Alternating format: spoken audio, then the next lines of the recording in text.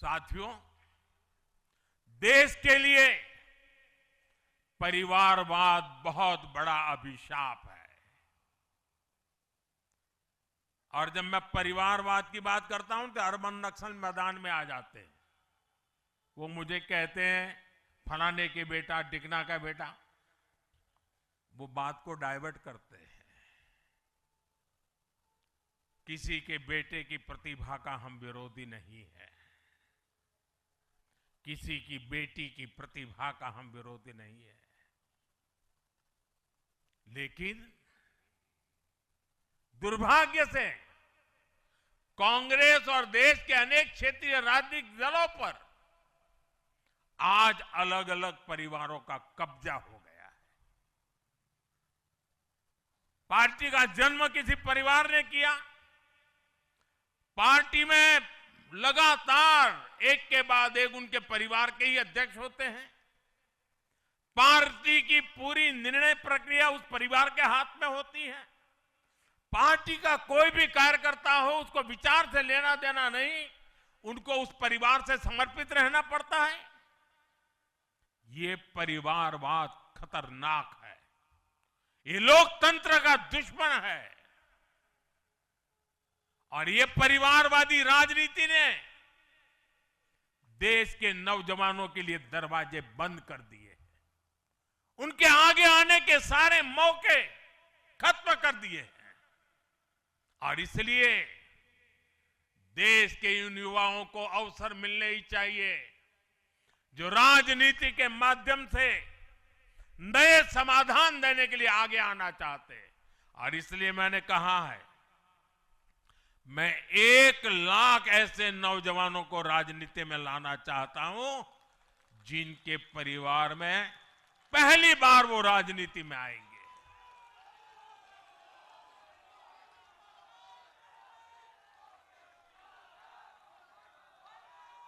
साथियों, अपने इन प्रयासों के बीच हमें हर उस बुराई से दूर रहना है। और ये बात मैं जरा गंभीरता से बताना चाहता हूं। जनता हमें आशीर्वाद दे रही है, निरंतर आशीर्वाद दे रही है। हम जो कुछ भी है, जनता जनार्दन के आशीर्वाद के कारण है। हम जो कुछ भी हैं, मेहनत कश समर्पित कार्यकर्ताओं के परिश्रम के कारण है। और इसलिए जब इतने बढ़ रहे हैं, इतना सम्मान मिल रहा है, इतनी स्वीकृति मिल रही है, तब हमारा दायित्व अनेक गुना बढ़ जाता है। और पल पल हमें सोचना चाहिए, वो कौन से कारण हैं जिसने कांग्रेस पार्टी को बर्बाद कर दिया। वो कौन सी बुराइयां कांग्रेस में घुस गई जो आज कांग्रेस को तबाही के कगार पर लाकर के खड़ा कर दिया।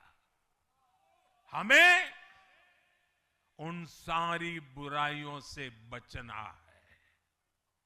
ये बुराइयां किसी भी सूरत में हमारे भीतर नहीं आनी चाहिए।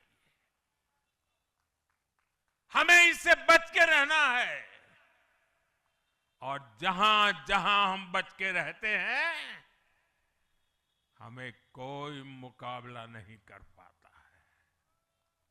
साथियों, आज देश को याद भी नहीं होगा कि 1984 में, 1984 में कांग्रेस को 400 से अधिक सीटें मिली थी, नेहरू जी के जमाने से भी ज्यादा।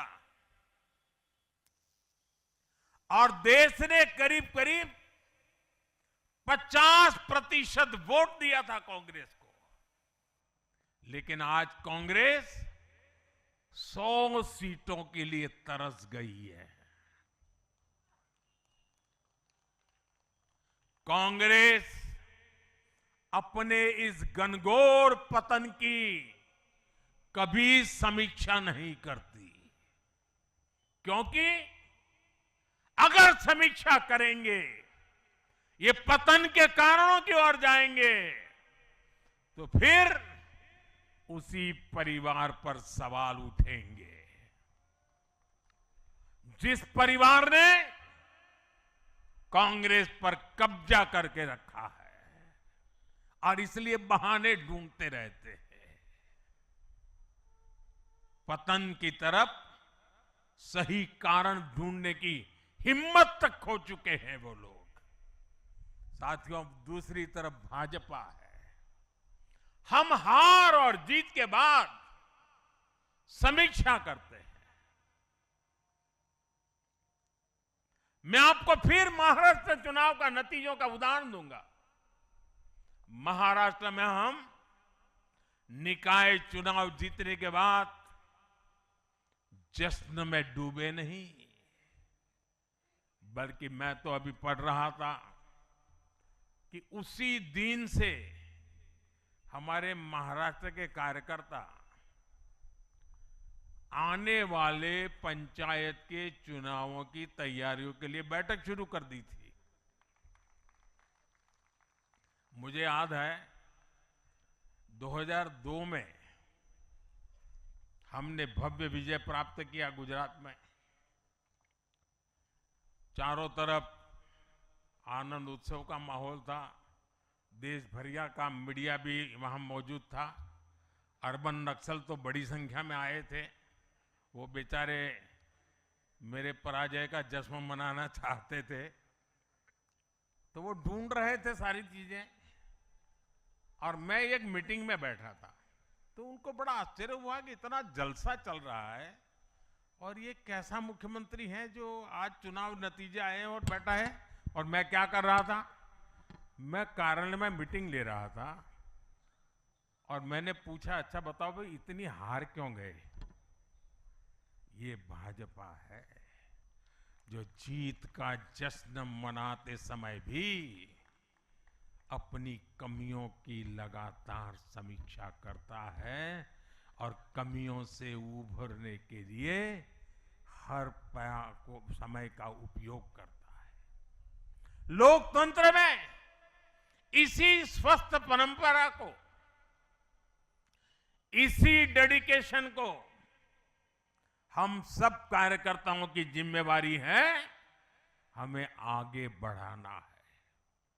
हमें ध्यान रखना है कि जो कांग्रेस की बुराइयों से बचेगा वही देश में आगे बढ़ेगा।